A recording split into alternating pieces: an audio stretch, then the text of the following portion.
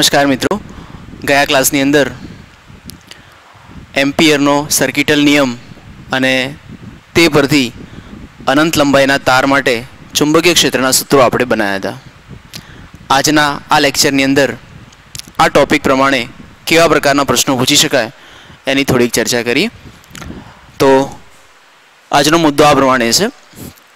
सौप्रथम प्रवाधारित तार माटे, प्रवाधारित अनंत लंबाईना तार माटे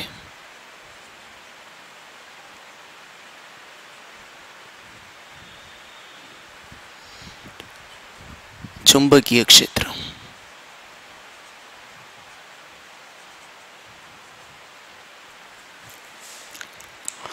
मित्रों, आपणे जोयुं हतुं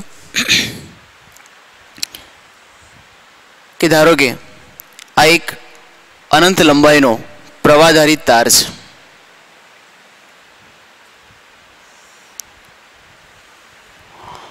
तारनी अक्ष छे।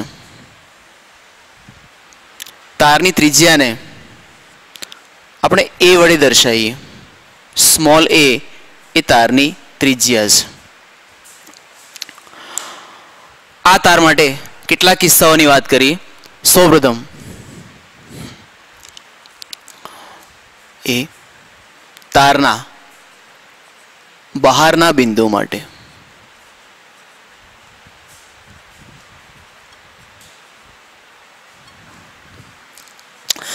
તો ધારો કે आ एक बिंदु है जेनु अक्षी अंतर आर होय तो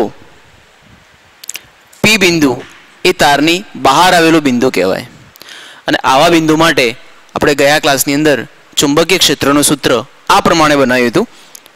B इज इक्वल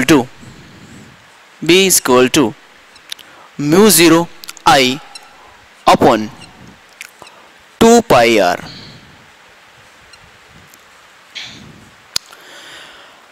सूत्र परथी आपणे आवुं लखी शकीए के B is proportional to mu 0 constant है, तारमांथी वहेतो प्रवाह कॉन्स्टंट है, तो 1 अपॉन R। समीकरण दर्शावे छे के जेम R वधु तेम चुंबक क्षेत्र B घटे छे। एटले के जेम जेम बार दूर जाइए एम एम चुंबकीय क्षेत्रनुं मूल्य घटतुं जाय छे। बीजा एक मुद्दानी वात करीए। बी तारना बहारना बिंदु माटे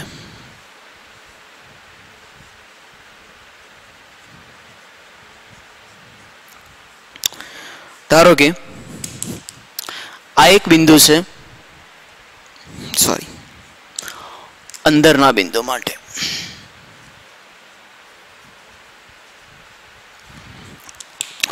तो आ एक बिंदु है कि जे तारनी अंदर आवेलू बिंदु है।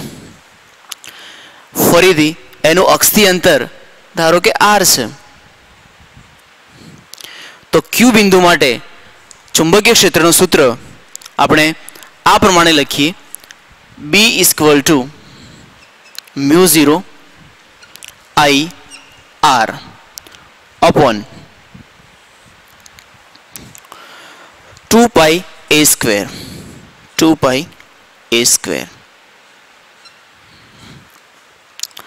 आ समीकरण प्रमाणे B is proportional to R।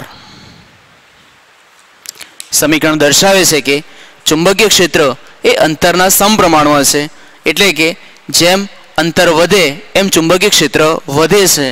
माटे कही शकाय के जेम R वधे तेम चुंबकीय क्षेत्र B वधे छे।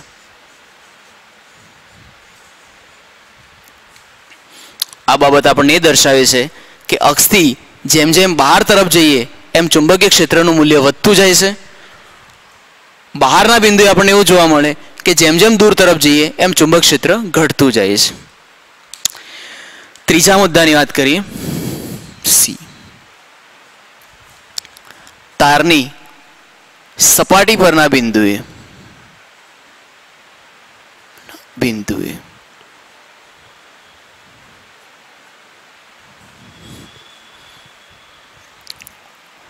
ધારો કે આ અનંત લંબાઈનો પ્રવાહધારિત તાર છે.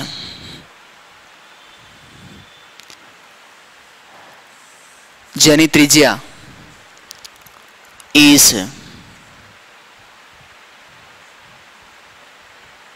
જેની ત્રિજ્યા એ છે. તારની સપાટી પરનું બિંદુ, તો ધારો કે આ એક બિંદુ છે જે તારની સપાટી પર આવેલું બિંદુ છે. આ બિંદુને આપણે આર વડે દર્શાવીએ તો આર બિંદુનું અક્ષથી અંતર ધારો કે સ્મોલ આર છે. તો આવા કિસ્સામાં ત્રિજ્યા અને આર સમાન થશે, માટે કહી શકાય કે એ બરાબર આર.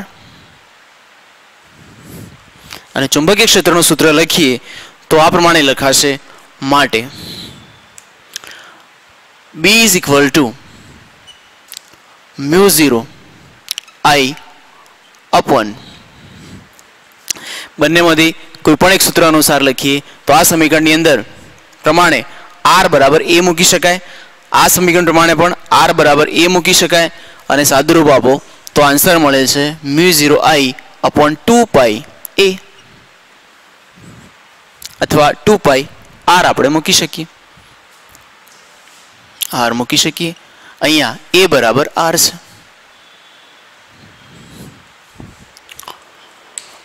ચોથા કોન્સેપ્ટની વાત કરીએ. ડી,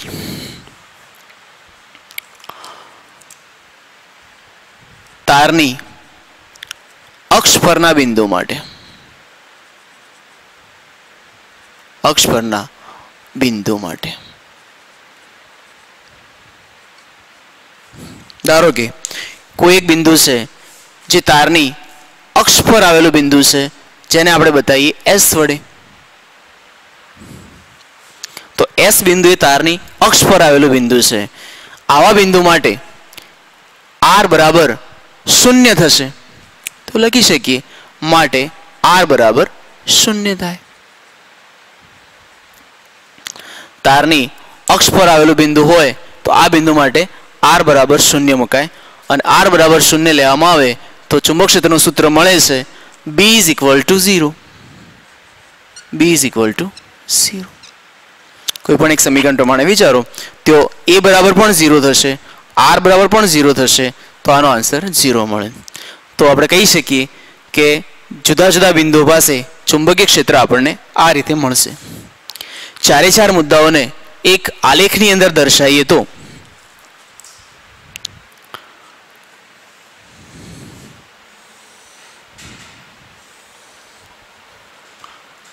B વિરુદ્ધ R નો આપણે આલેખ દોરીએ.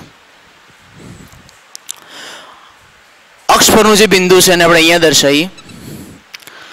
આ જે બિંદુ છે એ x બરાબર a લઈએ, r બરાબર a લઈએ. r બરાબર a લેવામાં આવે તો આ સાઈડનો જે ભાગ છે એ તારની અંદરનો ભાગ કહેવાય. અંદરનો ભાગ. જ્યારે આ ત્રિજ્યા બતાવે છે તો પેલી તરફનો ભાગ એ તારની બહારનો ભાગ થશે. તારની બહાર.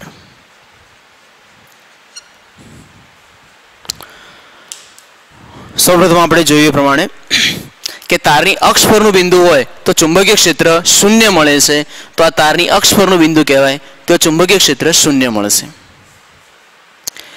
તારની અંદરના ભાગમાં ચુંબકીય ક્ષેત્રનું મૂલ્ય r વધે તેમ વધે છે. આથી જેમ જેમ r વધશે એમ ચુંબકીય ક્ષેત્ર વધે છે. સમપ્રમાણ હોવાથી આ જે આલેખ મળે છે એ સુરેખ મળશે. તારનો અંદરનો ભાગ એ દર્શાવે છે કે ચુંબકીય ક્ષેત્ર ઇઝ પ્રપોઝનલ ટુ r છે. ત્યારબાદ તારના બહારના વિસ્તારમાં b પ્રપોઝનલ 1/r, એટલે કે ચુંબકીય ક્ષેત્ર ઘટતું જાય છે. અને ચુંબકીય ક્ષેત્ર ઘટતું હોય તો એને આપણે દર્શાવવા માટે આ પ્રમાણે દર્શાવીશું કે બહારના વિસ્તારમાં ચુંબકીય ક્ષેત્ર આ પ્રમાણે ઘટે છે. એનો અર્થ એ થયો કે તારની સપાટી પર ચુંબકીય ક્ષેત્રનું મૂલ્ય મહત્તમ મળે છે. અહીંયા ચુંબક ક્ષેત્ર ઘટે છે તો B is proportional to 1/r.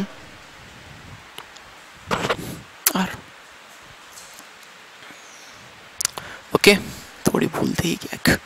ચુંબક ક્ષેત્રનું મૂલ્ય એ આ પ્રમાણે બદલાય છે. તો આ એક આલેખ છે જે દર્શાવે છે કે ચુંબક ક્ષેત્ર એ અંતર પ્રમાણે કેવી રીતે બદલાય છે. તારની ત્રિજ્યા જેટલા અંતર માટે ચુંબક ક્ષેત્ર B આપણને મહત્તમ મળે છે. તો આ એક અગત્યનો મુદ્દો હતો જે જુદા જુદા પોઈન્ટ માટે ચુંબકીય ક્ષેત્ર અને અંતર બે વચ્ચેનો સંબંધ આપણને દર્શાવે છે. ગયા ક્લાસની અંદર આપણે જોયું અનંત લંબાઈના તાર માટે ચુંબકીય ક્ષેત્ર. હવે આપણે જોઈએ પરિમિત લંબાઈના તાર માટે ચુંબકીય ક્ષેત્ર. પરિમિત લંબાઈનો મતલબ એવો થશે કે તાર જે છે એ ટૂંકી લંબાઈનો છે. તો આવા કિસ્સામાં ચુંબક ક્ષેત્ર કઈ રીતે શોધી શકાય? મિત્રો, આ એક તાર બતાવ્યો છે જે પરિમિત લંબાઈનો છે અને આ તારથી r અંતરે બિંદુ P આવેલું છે. તો આ P બિંદુ પાસેનું ચુંબકીય ક્ષેત્ર આપણે શોધીએ. સૌપ્રથમ તારના બંને છેડાઓને P બિંદુ સાથે જોડતા તારના બંને છેડાઓને P બિંદુ સાથે જોડીએ.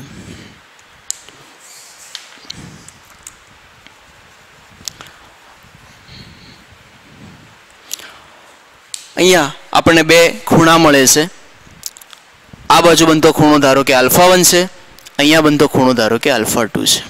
એ જ પ્રમાણે P બિંદુ પાસે બનતો ખૂણો θ1 અને અહીંયા બનતો ખૂણો θ2 છે.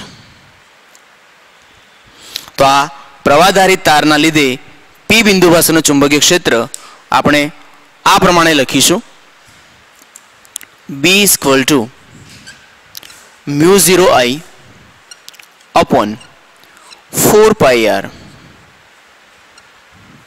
sin θ1 પ્લસ sin θ2 પ્રમાણે લખી શકાય છે. આ સૂત્ર અત્યારે આપણે વગર સાબિતી યાદ રાખીએ. ટૂંકી લંબાઈના તારના લીધે r અંતરે આવેલા P બિંદુ પાસે ચુંબકીય ક્ષેત્ર આપણે આ પ્રમાણે લખી શકીએ. બીજું, જો આ સમીકરણને α1 અને α2 ના સ્વરૂપે લખવું હોય તો આ રીતે પણ લખી શકીએ, અથવા B = μ0I upon 4πr cos α1 plus cos α2. તો મિત્રો, આપણે જાણીએ છીએ કે α1 = 90 - θ1 થશે અને એ પ્રમાણે સાઇનને આપણે cos વિધિની અંદર કન્વર્ટ કરી આ રીતે બંને સમીકરણ લખી શકીએ છીએ. જો આ સમીકરણને અનંત લંબાઈ માટે લખવામાં આવે તો લંબાઈ માટે લખતા તાર માટે જે સૂત્ર આપણે અત્યારે નોટ કર્યું છે એ સૂત્ર પરિમિત લંબાઈના તાર માટેનું છે. પણ આ સમીકરણને અનંત લંબાઈના તારમાં કન્વર્ટ કરવું હોય તો તારના આ છેડાને અનંત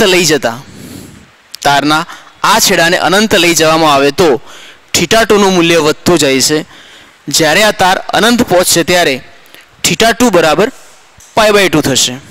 એ જ પ્રમાણે આ બાજુના છેડાને પણ અનંત લઈ જતા θ1 = π/2 થશે. તો અનંત લંબાઈના તાર માટે ઉપરોક્ત સમીકરણમાં θ1 = θ2 = π/2 લેતા માટે સૂત્ર કંઈક આ રીતે લખાશે: B = μ0I upon 4πr sin π/2 plus sin π/2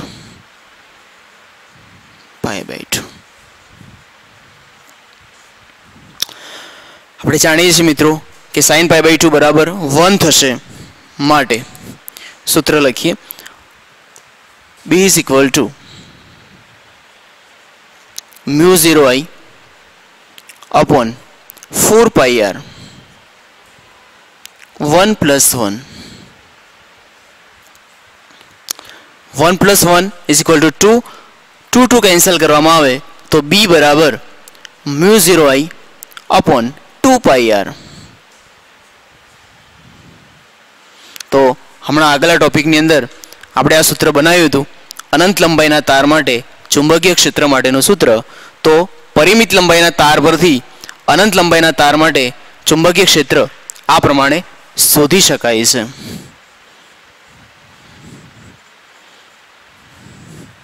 okay, બીજા એક કિસ્સાની વાત કરીએ.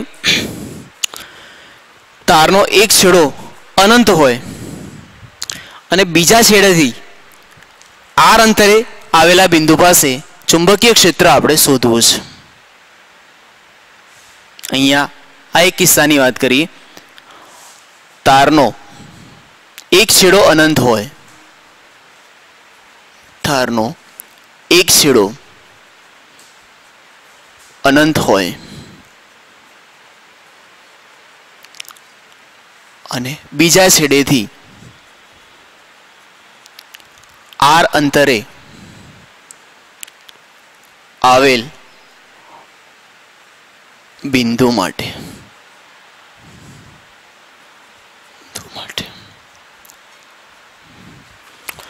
મિત્રો આપણે જોઈ શકીએ કે તારનો આ બાજુનો છેડો એ આપણે અનંત લીધો છે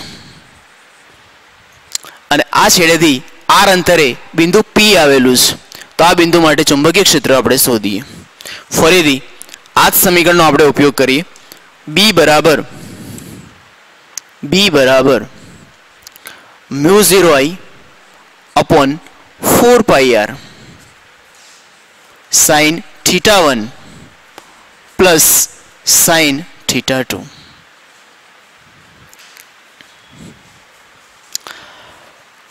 આ છેડેથી r અંતરે આવેલા બિંદુ P માટે theta 1 બરાબર 0 થશે અને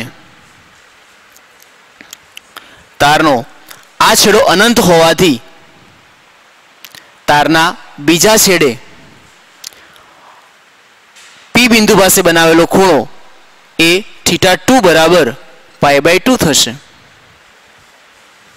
આ મુદ્દામાં આપણે ભણી ગયા કે તારનો આ બાજુનો છેડો અનંત હોય તો એ pi/2 કોણ બનાવે, આ બાજુનો છેડો અનંત હોય તો એ પણ pi/2 કોણ બનાવે. તો અહીંયા લખ્યું હતું કે theta 1 બરાબર theta 2 બરાબર pi/2. જે છેડો અનંત હોય એને P બિંદુ પાસે બનાવેલો ખૂણો pi/2 થાય. આ બાજુનો છેડો અનંત હોવાથી P બિંદુ પાસે બનાવેલો ખૂણો theta 2 બરાબર pi/2 થશે. આ છેડેથી theta 1 બરાબર 0 મળે. આ બંને કિંમતો ઉપરોક્ત સમીકરણમાં મૂકવામાં આવે તો B બરાબર mu 0 I upon 4 pi r sin 0 plus sin pi/2.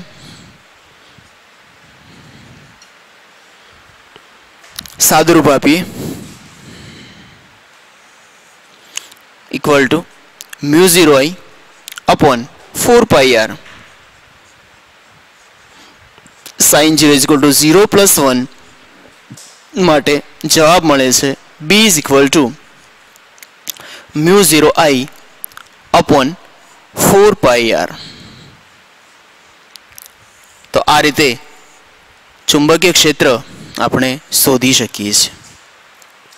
તો અનંત લંબાઈના તાર માટે, પરિમિત લંબાઈના તાર માટે એક છેડો અનંત હોય, એક છેડો પરિમિત હોય તો આવા કિસ્સામાં ચુંબકીય ક્ષેત્ર આપણે ગણી શકીએ.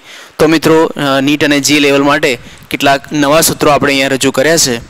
દરેક સૂત્રોની નોંધ કરી લેશો, યાદ રાખજો. MCQ માટે આ સૂત્રો બધા ઉપયોગી બની શકે છે.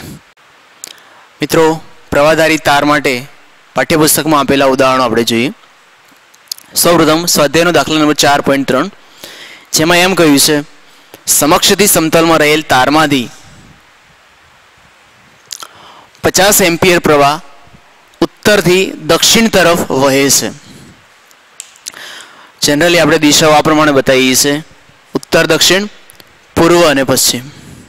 તો પ્રવાહ उत्तरથી દક્ષિણ તરફ વહે છે તો અહીંયા આપણે એવું દર્શાવીએ કે ઉત્તરથી દક્ષિણ તરફ પ્રવાહ વહે છે તો પ્રવાહની દિશા એ આપણે અહીંયા બતાવીશું I, જેનું મૂલ્ય આપેલું છે I બરાબર 50 એમ્પિયર.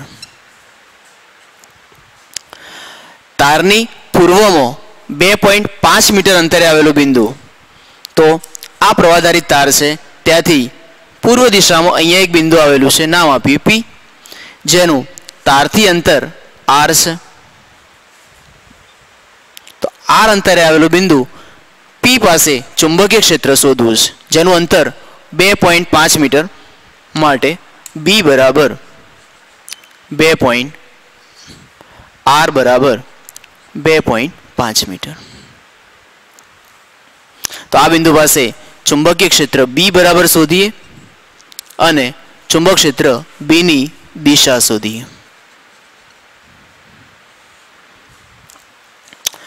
અત્યારે મિત્રો આપણે ભણી ગયા કે પ્રવાહધારિત તારથી બહારના બિંદુ માટે ચુંબકીય ક્ષેત્રનું સૂત્ર B બરાબર μ0I upon 2 pi R છે. સૂત્રમાં કિંમતો મૂકી અને સાદુરૂપ આપીએ તો આન્સર મળી જાય બરાબર 4 pi into 10⁻⁷ I બરાબર 50 એમ્પિયર upon 2 pi R બરાબર 1.5 મીટર.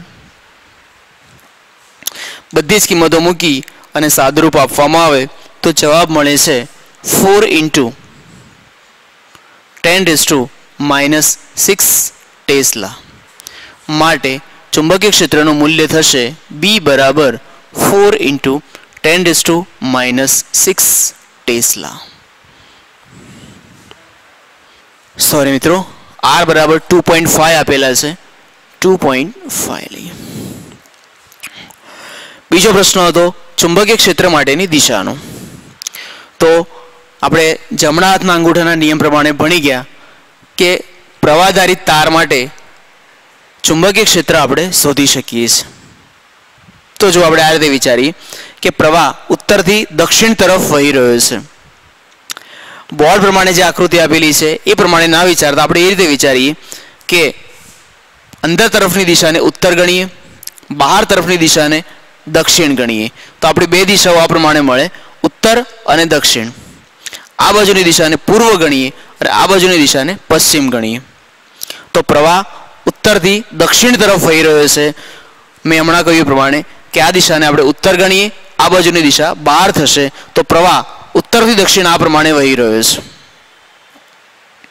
ઓકે, અંગૂઠાના નિયમો ભણી ગયા કે જમણા હાથના અંગૂઠાને પ્રવાહની દિશામાં રાખો તો પ્રવાહ દક્ષિણ તરફ વહે છે, પ્રવાહને દક્ષિણ તરફ વિચારો.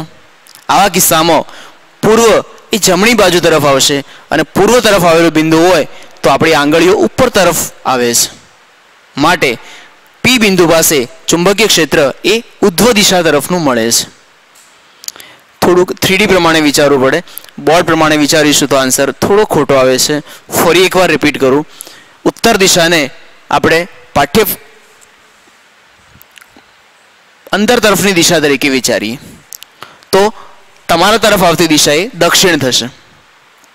આવા કિસ્સામાં પ્રવાહ ઉત્તરથી દક્ષિણ તરફ વહે છે તો આ દિશા ઉત્તર હોય તો ઉત્તર દિશામાંથી આવતો પ્રવાહ, જેને આપણે આ રીતે બતાવીએ, ઉત્તરથી દક્ષિણ તરફ પ્રવાહ આવે છે. પૂર્વ એ આ તરફ આવેલું બિંદુ કહેવાય તો તારની આ બાજુના ભાગની અંદર આપણી આંગળીઓ ઉપર તરફ આવે છે. આવા કિસ્સામાં પૂર્વ બિંદુએ ચુંબકીય ક્ષેત્ર ઉધ્વ સમતલમાં મળે છે. માટે લખી શકીએ કે ચુંબક ક્ષેત્ર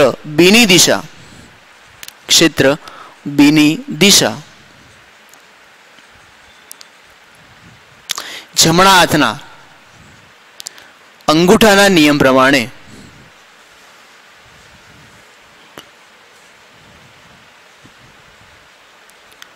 P બિંદુએ ઉધ્વ તરફ મળે છે.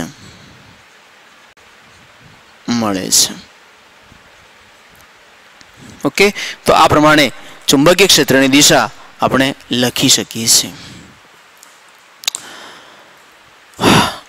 બીજા એક એક્ઝામ્પલની વાત કરીએ. સ્વાધ્યાયમાં દાખલા નંબર 4.4 આપણને આપેલો છે. એમાં એમ કહ્યું છે માથા પરથી પસાર થતા તારમાંથી 90 એમ્પિયર પ્રવાહ પૂર્વથી પશ્ચિમ તરફ વહે છે. ફરીથી આપણે એવું જ બતાવીએ કે આ એક પ્રવાહધારી તાર છે.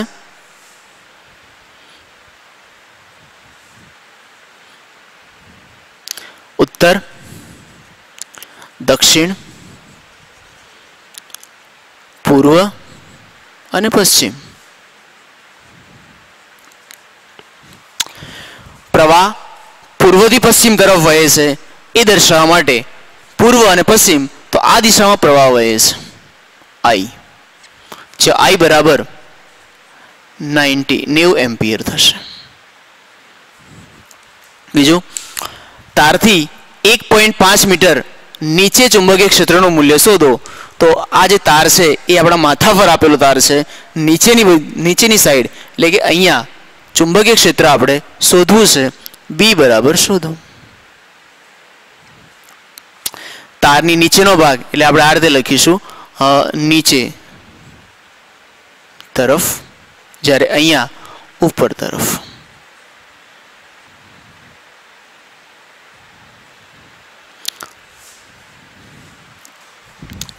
જો આ પ્રમાણે વિચારીએ તો પૂર્વ, પશ્ચિમ, દક્ષિણ દિશાએ આપણા તરફ આવશે, જ્યારે ઉત્તર દિશાએ પુસ્તકના પાનમાં અંદર તરફ જશે.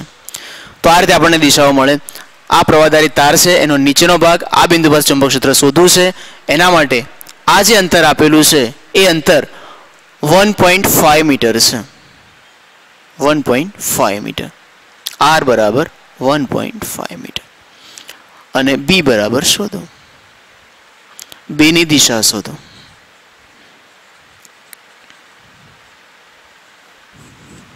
ફરી એકવાર રકમ રિપીટ કરો મિત્રો.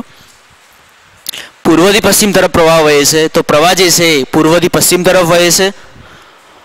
તારની નીચે આવેલું બિંદુ, તો આ પ્રવાહધારી તાર છે, ત્યાંથી નીચે તરફ B બિંદુ પાસે ચુંબક ક્ષેત્ર શોધવું છે, જેનું તારથી અંતર 1.5 મીટર છે. ફરીથી, તારથી બહાર આવેલા બિંદુ માટે ચુંબકીય ક્ષેત્રનું સૂત્ર B બરાબર μ0I અપોન 2 R. કિંમતો મૂકીએ. μ0 4 ઇન્ટુ 10⁻⁷. I બરાબર 90 એમ્પિયર.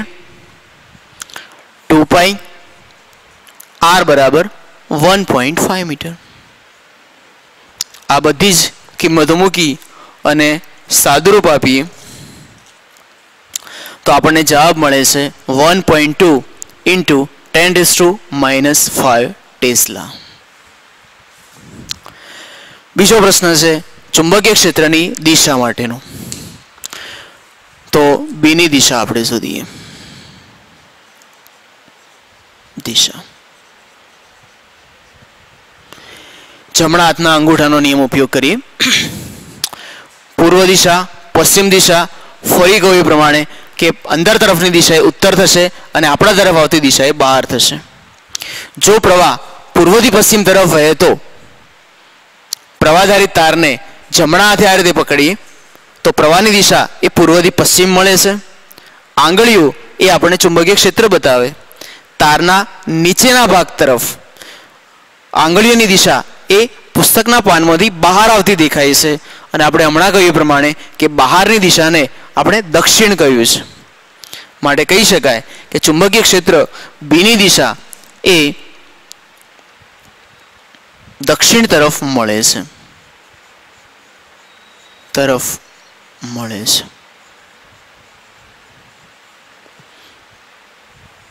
ઓકે, તો આ રીતે ચુંબકીય ક્ષેત્રની દિશા અને મૂલ્ય શોધી શકાય. બંને એક્ઝામ્પલ લગભગ એક જ જેવા હતા, સિમિલર એક્ઝામ્પલ છે. બંનેમાં બીનું મૂલ્ય અને દિશા શોધવાની છે, પ્રવાહધારી તાર માટેના છે. તો ફટાફટ એકવાર જોઈ લેશો અને નોટ કરી લેશો એને. ઓકે મિત્રો, નવા એક મુદ્દાની આપણે ચર્ચા કરીએ. લાસ્ટ પીરિયડની અંદર એમ્પિયરનો સર્કિટલ નિયમ આપણે ભણી ગયા, જેમાં तार माटे चुंबक क्षेत्र केवी रीते शोधी शकाय एनी वात करी। हवे सोलेनोइडनी वात करीए कि सोलेनोइड माटे चुंबकीय क्षेत्र केवी रीते शोधी शकाय। पण वात करीए सोलेनोइड केवी रीते बनाववामां आवे तो एक तारने कोई एक नळाकार पदार्थ पर सतत वींटवामां आवे तो एक स्प्रिंग जेवी रचना आपणे बने छे। आ टाइपनी रचना આપણે બનાવી શકીએ છીએ। આ રચનાને આપણે સોલેનોઇડ તરીકે ઓળખીશું। એક સ્પ્રિંગ જેવો જ આકાર અહીંયા આપણે જોઈ શકીએ છીએ તો આ રચનાને આપણે સોલેનોઇડ તરીકે ઓળખીશું। સોલેનોઇડની વ્યાખ્યા આ પ્રમાણે આપેલી છે। પાસ પાસે વીંટેલા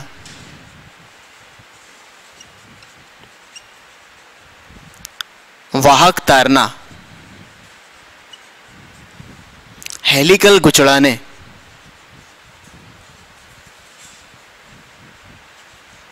सोलेनोइड कहे छे।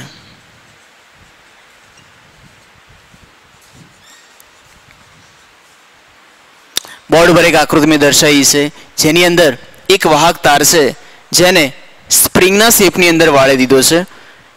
એ આકારને આપણે હેલિકલ શેપ કહીશું તો એવા હેલિકલ ગુચલાને સોલેનોઇડ કહીએ છીએ। सादी भाषा में एक स्प्रिंग है एवं आपणे विचारीए। हवे आना माटे चुंबकीय क्षेत्र केवी रीते शोधी शकाय एनी आपणे थोड़ीक वात करीए। तो गया क्लास अंदर आपणे भणी गया मित्रों के रिंग होय प्रवाहाधारित रिंग होय तो एनु चुंबकीय क्षेत्र केवी रीते शोधी शकाय। तो पहला आपणे आनी वात करीए। सोलेनोइड नी अंदर एक करता वधारे आंटाओ आवेला छे ज्यारे रिंग नी अंदर एक आंटो आवेलो छे तो आ एक आंटा माटेनुं चुंबकीय क्षेत्र आपणे पहला विचारीए। तो आपणे भणी गया प्रमाणे कि जो प्रवाह समगड़ी दिशामां वहेतो होय तो प्रवाह समगड़ी दिशामां वहेतो होय तो अंगूठो ए पुस्तकना पानमा अंदर तरफ मळे छे एटले के चुंबकीय क्षेत्रनी दिशा ए पुस्तकना पानमा अंदर तरफ मळशे जेने आपणे क्रॉस तरीके दर्शावीशुं। तो प्रवाह समगड़ी दिशा में वहे तो चुंबक क्षेत्र की दिशा ए पुस्तकना पान में अंदर तरफ मळशे। आ तार माटे आ चाप माटे विचारीए कि आ चाप माटे चुंबकीय क्षेत्र क्या मळशे। तो आपणे कही शकीए कि आ साइडनी चापनी अंदर प्रवाह नीचे तरफ वही रह्यो छे। फरीथी आ तारने जमणा हाथे पकड़ीए तो आपणे जोई शकीए छीए कि तारनी डाबी बाजुना भागमां चुंबक क्षेत्र अंदर तरफ देखाय छे माटे डाबी बाजुना भाग तरफ चुंबकीय क्षेत्र आपणे आ तरफनुं मळशे। पण चुंबकीय क्षेत्र रेखा ए बंध गाळो रचे छे तो अहींयाथी चुंबकीय क्षेत्र रेखा जे अंदर तरफ मळे छे ए बीजी बाजु बंध गाळो रची अने बहार तरफ आवशे माटे आ तरफनुं चुंबक क्षेत्र आपणने बहार तरफनुं मळशे। एनो अर्थ ए थयो कि अहींयाथी दाखल थती चुंबकीय क्षेत्र रेखा बीजी बाजु आंटो मारी अने बहार निकळे छे। ए बहार निकळती क्षेत्र रेखा अहींयाथी आम फरीथी अंदरनी तरफ जशे। चलो आ बिंदु माटे विचारो। त्यां आगळ प्रवाहनी दिशा डाबी तरफ मळे छे। जमणा नियम प्रमाणे फरीथी तारने ए रीते पकड़ो तो ताરના ઉપરના ભાગે આંગળીઓ અંદર તરફ જાય છે मतलब કે ચુંબક ક્ષેત્ર અંદર તરફની દિશામાં મળશે જ્યારે એ જ ચુંબક ક્ષેત્ર નીચેના ભાગમાં બહાર તરફ આવશે માટે આ પ્રમાણે કહી શકીએ। આ બિંદુ માટે વિચારો તો આ બિંદુ માટે પ્રવાહ ઉધ્વ તરફનો થઈ જશે। જો પ્રવાહ ઉધ્વ તરફ થાય તો तारनी जमणी बाजू એટલે કે અંદરના ભાગમાં ચુંબકીય ક્ષેત્ર રેખા અંદર જશે જ્યારે આ બાજુ ચુંબક ક્ષેત્ર રેખા બહાર આવશે માટે અહીંયા ચુંબક ક્ષેત્ર રેખા અંદર તરફ મળશે અહીંયા ચુંબકીય ક્ષેત્ર રેખા બહાર તરફ મળશે। ઉપરના ભાગની અંદર વિચારો તો એ પણ કહી શકીએ કે તારના ઉપરના ભાગની અંદર ચુંબકીય ક્ષેત્ર રેખા તારની નીચે અંદર તરફ જશે અને ઉપરના ભાગમાં બહાર તરફ આવશે માટે અહીંયા પણ ચુંબકીય ક્ષેત્ર રેખા અંદર તરફ જશે અહીંયા ચુંબક ક્ષેત્ર રેખા બહાર તરફ આવશે। કોઈપણ વિભાગ માટે અહીંયા પણ આપણે વિચારી શકીએ કે ચુંબક ક્ષેત્ર રેખા અંદર જશે અહીંયાથી રેખા બહાર નીકળશે અહીંયાથી રેખા અંદર તરફ જશે અહીંયાથી બહાર જશે અહીંયા રેખા અંદર તરફ જશે અહીંયાથી બહાર આવશે।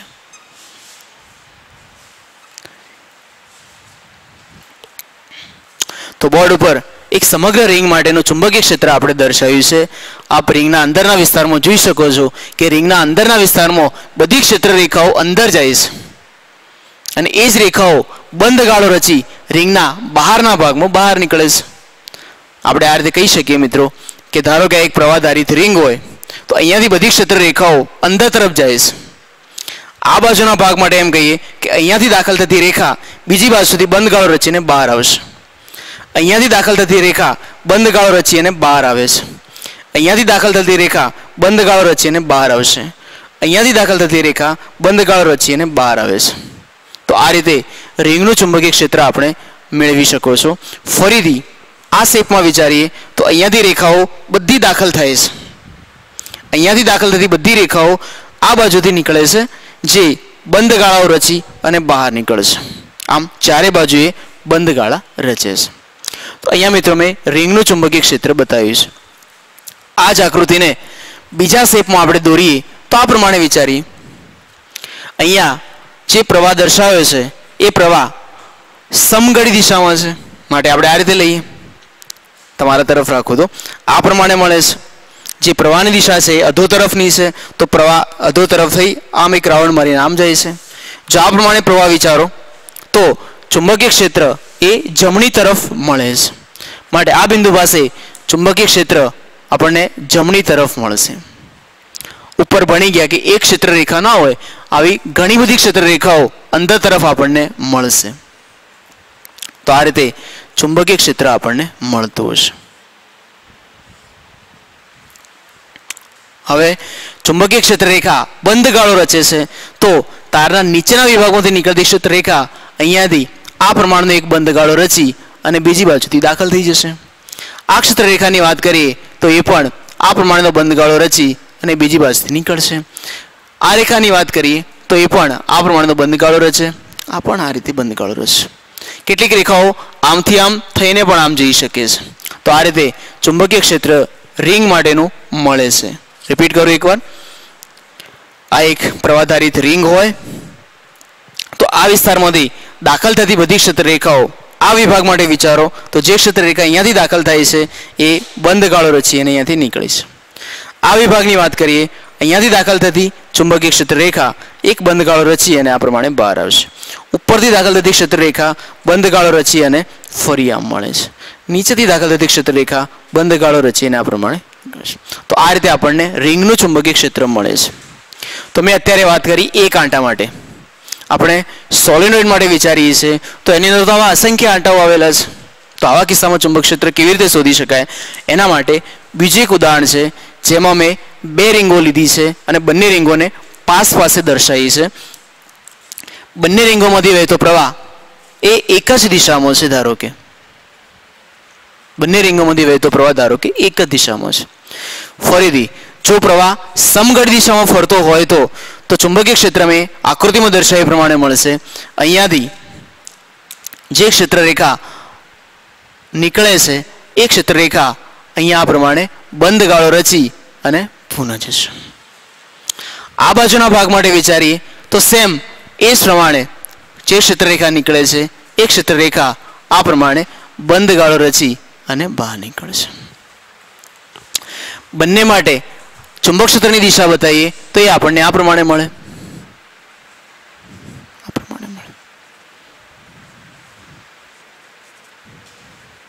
આ પ્રમાણે મળશે. તો મેં બંને રીંગો માટે ચુંબકીય ક્ષેત્ર અહીંયા દર્શાવ્યું છે. આપણે ભણીશું મિત્રો આગળ કે ક્ષેત્ર રેખાઓ એકબીજાને છેદતી નથી તો બંને રીંગોની ચુંબકીય ક્ષેત્ર રેખાઓ એકબીજા સાથે ભળી જાય છે માટે આપણે આવું બતાવી શકીએ કે આમાંથી નીકળતી ક્ષેત્ર રેખા એ પેલી ક્ષેત્ર રેખા સાથે જોઈન્ટ થઈ જશે અને આ પ્રકારની આકૃતિ અહીંયા દેખાશે. અહીંયાથી આ પ્રમાણે મળશે. તો બંને રીંગોની ક્ષેત્ર રેખાઓની દિશા એક હોવાના કારણે બંને રીંગોના કારણે મળતું ચુંબકીય ક્ષેત્ર એ આપણને આ પ્રમાણે જોવા મળશે. નીચેના ભાગની અંદર વિચારીએ તો એક્ઝેક્ટલી એવું જ થશે કે બંને ક્ષેત્ર રેખાઓ એકબીજા સાથે જોઈન્ટ થઈ જશે અને એના ચુંબકીય ક્ષેત્રની દિશા પણ એ આપણને આ રીતે જોવા મળશે. તો અહીંયા બે રીંગોના કારણે મળતું ચુંબકીય ક્ષેત્ર મેં આકૃતિમાં દર્શાવ્યું છે. હવે મિત્રો આપણે વાત કરીએ સોલેનોઇડની અંદર. સોલેનોઇડની અંદર એક કરતાં વધારે આંટાઓ આવેલા છે અને બધા આંટાઓ એકબીજા સાથે જોડાયેલા છે. દરેક આંટામાંથી વહેતો પ્રવાહ આપણે I વિચારીએ તો આ પ્રવાહ દરેક આંટામાંથી વહે છે. આ જે પ્રવાહ છે એ આ પ્રમાણે દરેક આંટામાંથી વહે છે. આપણે ભણી ગયા મિત્રો કે એક રિંગ હોય તેનું ચુંબકીય ક્ષેત્ર રેખા બીજી રિંગની ક્ષેત્ર રેખા સાથે ભળી જાય છે. તો દાખલા તરીકે અહીંયા પ્રથમ આંટા માટે વિચારીએ તો પ્રથમ આંટા માટે પ્રવાહની દિશા સમઘડી હોવાના કારણે ચુંબકીય ક્ષેત્ર રેખા એ આપણને આ રીતે મળશે. બીજો આંટો પણ સમઘડી હોવાના કારણે ચુંબકીય ક્ષેત્ર રેખા એ પ્રમાણે મળશે. તો આ બંને રેખાઓ એકબીજા સાથે જોડાઈ જશે. ત્રીજાની ક્ષેત્ર રેખા પણ એ જ પ્રમાણે મળશે. તો આ બધી ક્ષેત્ર રેખાઓ એકબીજા સાથે આ રીતે જોડાઈ જશે. દરેકની ક્ષેત્ર રેખાઓ એકબીજા સાથે આ રીતે જોડાઈ જાય છે અને એ રેખા બંધ ગાળો રચી અને બીજી બાજુથી આ પ્રમાણે થઈ અને ફરીથી એ રિંગની અંદર દાખલ થઈ જાય છે.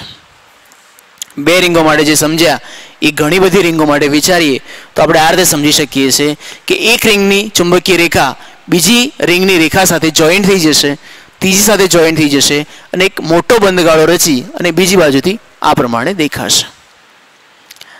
એક્ઝેક્ટલી એવું વિચારીએ રિંગના નીચેના ભાગની અંદર પણ જે ક્ષેત્ર રેખા મળે છે એની દિશા આપણને આ જ પ્રમાણે મળશે, આ જ પ્રમાણે મળશે અને એ રેખા નીચેની તરફ બંધગાળો રચી અને આ પ્રમાણે ફરીથી રિંગમાં દાખલ થશે. તો આ પ્રમાણે સોલેનોઇડનું ચુંબક ક્ષેત્ર રેખા મળશે. બીજું એક ઉદાહરણ બતાવું તો વચ્ચેના વિસ્તારમાં પણ કેટલીક રેખાઓ હશે જેને આપણે આ રીતે દર્શાવી શકીએ. અહીંયા પણ કેટલીક ક્ષેત્ર રેખાઓ હશે જેને આ રીતે બતાવી શકીએ, પ્રમાણે આપણે દર્શાવી શકીએ છીએ. તો અહીંયા મેં સોલેનોઇડની ચુંબકીય ક્ષેત્ર રેખાઓ આકૃતિની અંદર દર્શાવી છે. અગત્યનો મુદ્દો એ છે મિત્રો કે સોલેનોઇડના અંદરના વિસ્તારમાં બધી ક્ષેત્ર રેખાઓ એક જ તરફ મળે છે, જે દર્શાવે છે કે અંદરનો જે વિસ્તાર છે ત્યાં આગળ ચુંબકીય ક્ષેત્ર આપણને મળે છે. સોલેનોઇડના અંદરના વિસ્તારમાં ચુંબકીય ક્ષેત્ર આપણને મળે છે. આ બધી રેખાઓ લગભગ સમાંતર જેવી હોય છે અને આપણે ભણીશું મિત્રો કે સમાંતર રેખાઓ એ સમાન ચુંબકીય ક્ષેત્ર દર્શાવે છે. તો કહી શકાય કે સોલેનોઇડના અંદરના વિસ્તારમાં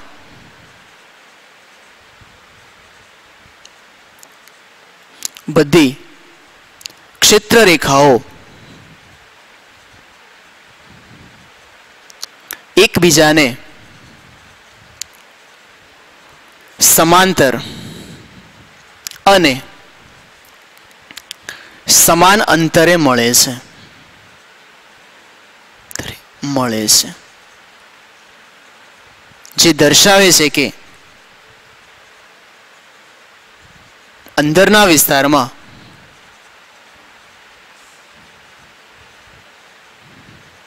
સમાન ચુંબક ક્ષેત્ર મળે છે.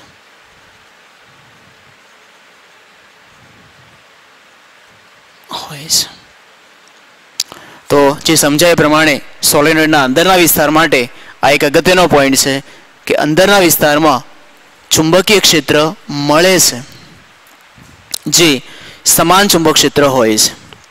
બહારના વિસ્તારની વાત કરીએ તો ઉપરના ભાગમાં નીકળતી ક્ષેત્ર રેખા એ ઉધ્વ દિશા તરફ જશે, જ્યારે અહીંયા આગળથી નીકળતી ક્ષેત્ર રેખા એ અધો દિશા તરફ આવશે. રિંગના ઉદાહરણ પ્રમાણે સમજીએ તો આ એક પ્રવાહધારિત રિંગ છે. આપણે સમજાવ્યું તે પ્રમાણે અહીંયાથી નીકળતી રેખા એ ઉધ્વ દિશા તરફ જશે, અહીંયાથી નીકળતી રેખા એ અધો દિશા તરફ જશે. તો આ બંને રિંગ એકબીજાની અસરને નાબૂદ કરશે. આ ભાગ માટે વિચારીએ તો ક્ષેત્ર રેખા એ બહાર તરફ આવશે, આ ભાગ માટે વિચારીએ તો ક્ષેત્ર રેખા અંદર તરફ જશે. તો બંને એકબીજાની અસરને નાબૂદ કરે છે. એનો અર્થ એ થયો કે જે ક્ષેત્ર રેખાઓ સોલેનોઇડના બહારના વિસ્તારમાં આવેલી છે એ બધી એકબીજાની અસરને નાબૂદ કરે છે. તો બીજા એક અગત્યના મુદ્દાની વાત કરીએ કે સોલેનોઇડની બહારના વિસ્તારમાં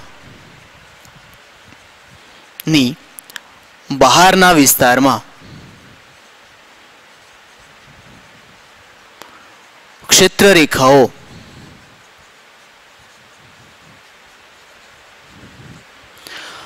પરસ્પર વિરુદ્ધ દિશામાં હોવાથી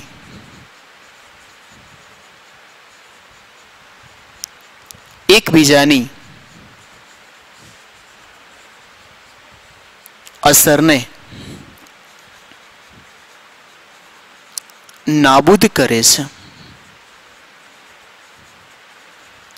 આથી બહારના ભાગમાં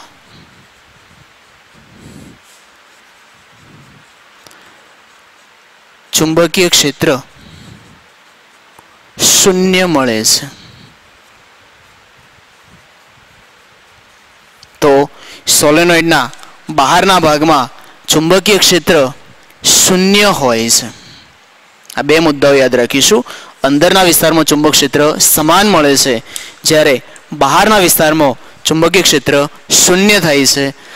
મેં હમણાં કહ્યું હતું કે સ્પ્રિંગ એક વન ટાઈપ ઓફ સોલેનોઇડ છે, જેની પર બધા આંટાઓ હેલિકલ આકારની અંદર આપણે વીંટાળેલા છે. તો આનું ચુંબકીય ક્ષેત્ર આપણને ક્યાં મળશે? તો સોલેનોઇડનો જે અંદરનો એરિયા છે ત્યાં ચુંબકીય ક્ષેત્ર મળે છે, જ્યારે સોલેનોઇડની આજુબાજુનો જે વિસ્તાર છે ત્યાં ચુંબકીય ક્ષેત્ર આપણને શૂન્ય મળે છે. તો આ ટોપિક પરથી આપણે 2-3 પોઈન્ટ્સ યાદ રાખીશું. ખાસ એની વ્યાખ્યા આ પ્રમાણે મળે: પાસ પાસે વીંટાળેલા વાહક તારના હેલિકલ ગૂંચળાને સોલેનોઇડ કહે છે. બીજી રીતે વિચારીએ તો એક નળાકાર પટ્ટી પર તારને વીંટાળવામાં આવે તો આ પ્રકારની રચના આપણે બનાવી શકીએ છીએ. આ મુદ્દાની અંદર આપણે રિંગનું ચુંબકીય ક્ષેત્ર સમજ્યા, 2 રીંગોને પાસ પાસે મૂકવામાં આવે તો એનું ચુંબકીય ક્ષેત્ર સમજ્યા, અને 2 કરતાં વધારે રીંગો એટલે કે સોલેનોઇડ હોય તો એની ચુંબકીય ક્ષેત્ર સમજ્યા. 2 અગત્યના મુદ્દાઓ: સોલેનોઇડના અંદરના વિસ્તારમાં ચુંબક ક્ષેત્ર હોય છે, જ્યારે બહારના વિસ્તારમાં ચુંબકીય ક્ષેત્ર શૂન્ય મળે છે.